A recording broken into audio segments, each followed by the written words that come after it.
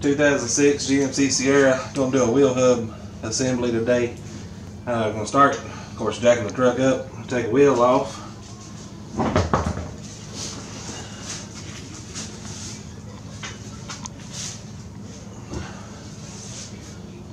Gonna remove the caliper.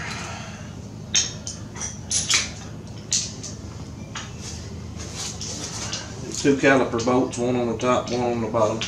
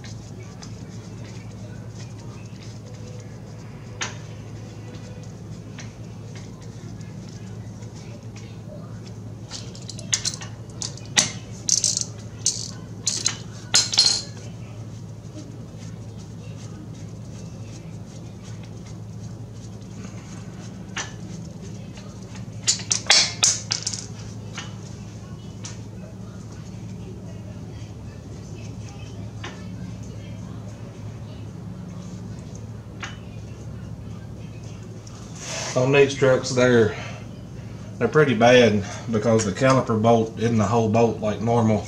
It's actually a short bolt that goes into a sleeve, and they'll get jammed together. What we'll have to do is get us a crescent wrench and hold this inside nut, and then loosen up the bolt. Alright, so we'll put our wrench here on the inside and a ratchet on the outside. It doesn't take much. They're not uber tight.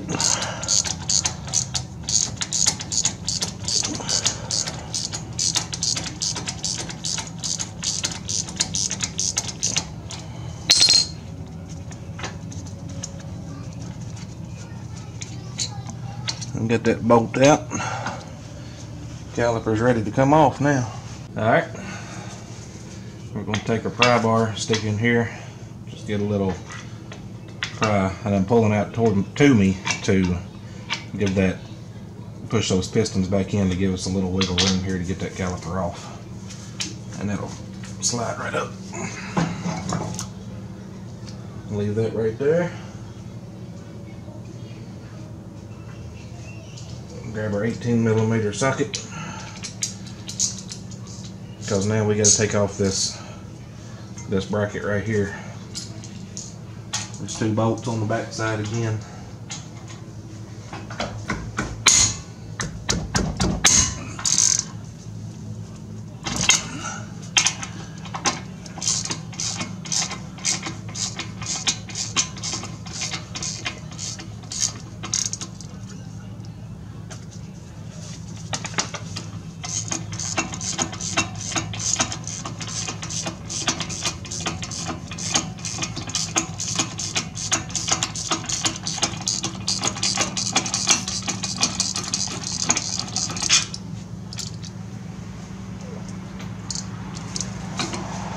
One on the top.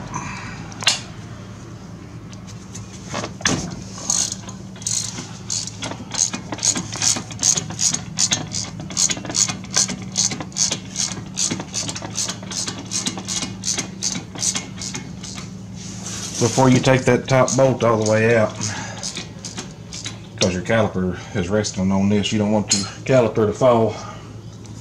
We'll get some of this. I just use a piece of string. It's actually kitchen twine, but we won't tell my wife that.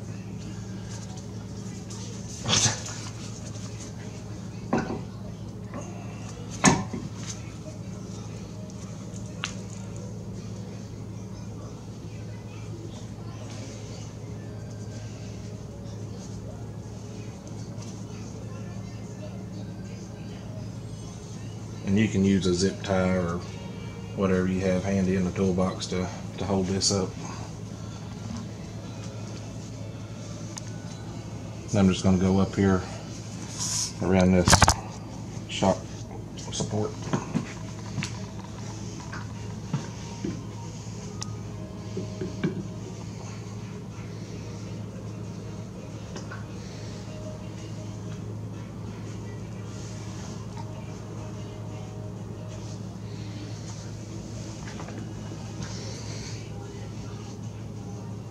Let's tie that up there out of the way. Finish taking our bolt out down here.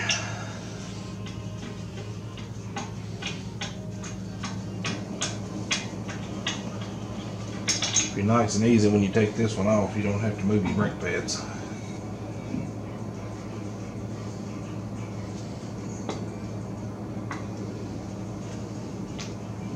Take a rotor off.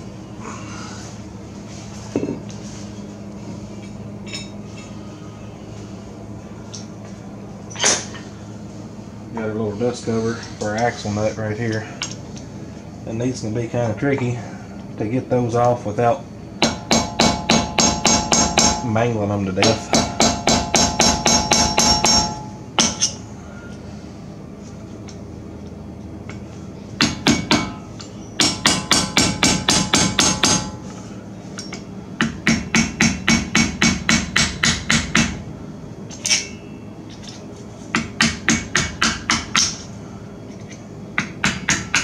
Just kind of work it all the way around.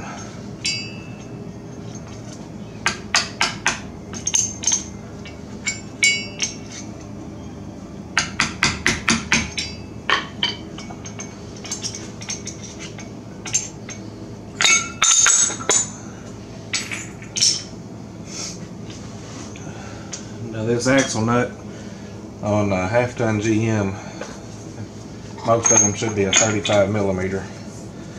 And I tend not to keep too many of them around because that means something's getting serious. So we'll get this dude off here real quick.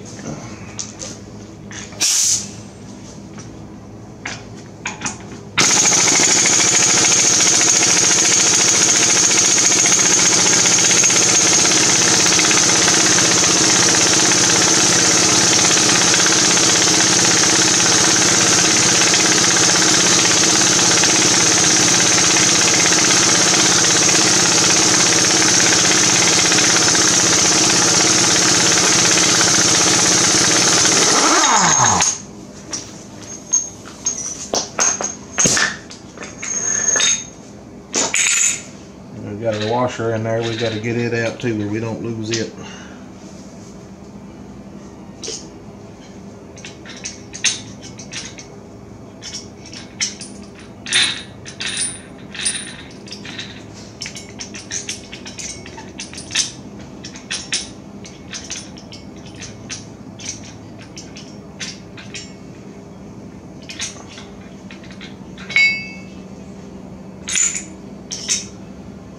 Alright, on the back side, behind all this, you've got 3 bolts. You've got one at the top, right there. Let's see if I can get a little light on here. Got one right here. One down there. Right there. And you've got one directly across on the other side from this one. Those are the 3 that hold your wheel bearing in. I believe they're a 17 millimeter if I'm not mistaken.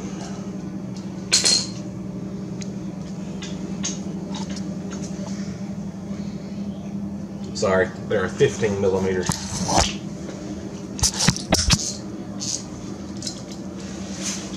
Let's see if we can get these out.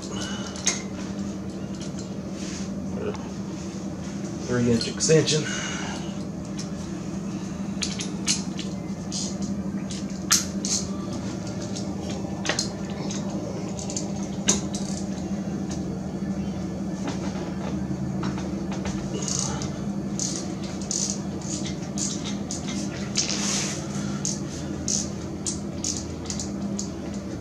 I've learned over the years not to take these completely all the way out,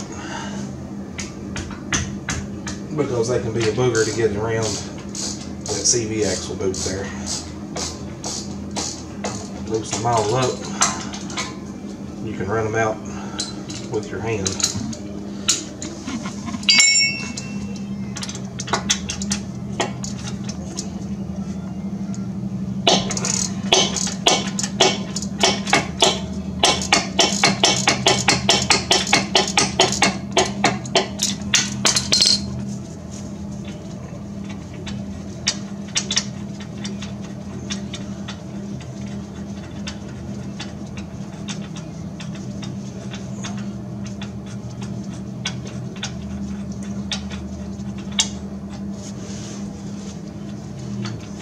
What you want to look for when you know you got them far enough out is, of course, when you're unthreading it, when you can freely slide that bolt in and out.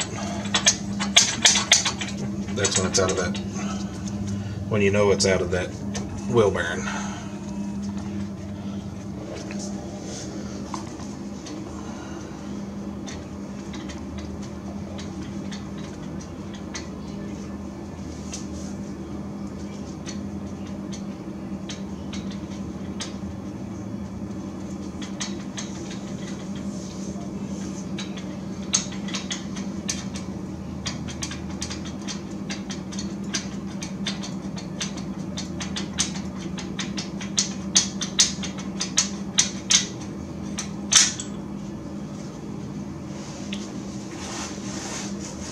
Another little trick here is to take you a flathead screwdriver or a scratch out or something, and right on that very top bolt, just make a mark.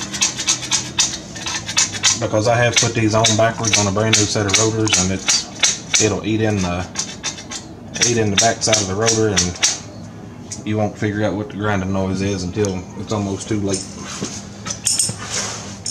So we made our scratch here. We are good to cut these zip ties. They're holding the ABS sensor.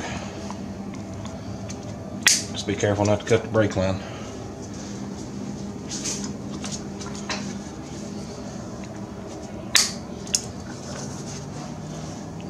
Come up here, you got a little plug right behind that shock support. Right there. So you'll pull up on the tab, pull up on one little tab there, and it will just unplug. About as easy as they make them on these GM plugs. Got a Christmas tree style clip on the back side that'll probably be in the frame somewhere, yeah, y'all got it. Somewhere, I'll get it out in a minute. So we got everything loose here. Got our line out. We've made our mark. I'm just gonna slide this wheel bearing out.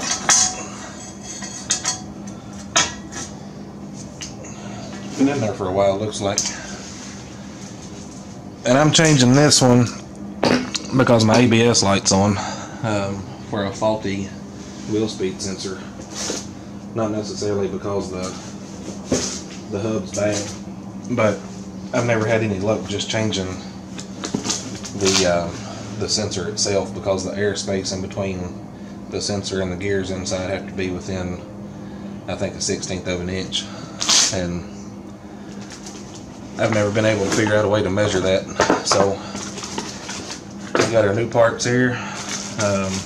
Crown Choice parts, OEM replacements. They come pre-fit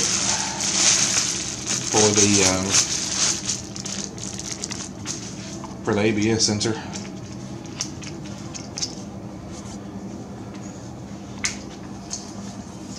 So we'll take this, take our new one, we'll feed it through our dust shield.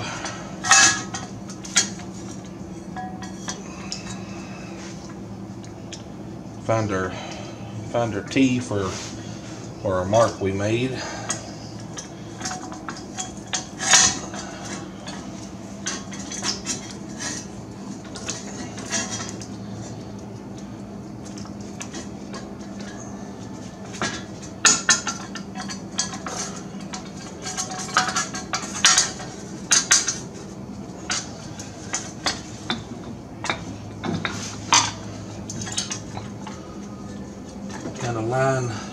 Get our axle line back up there on our splines.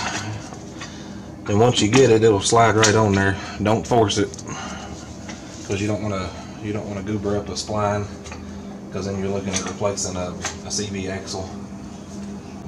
So after you get that back in, you're ready to put everything back on.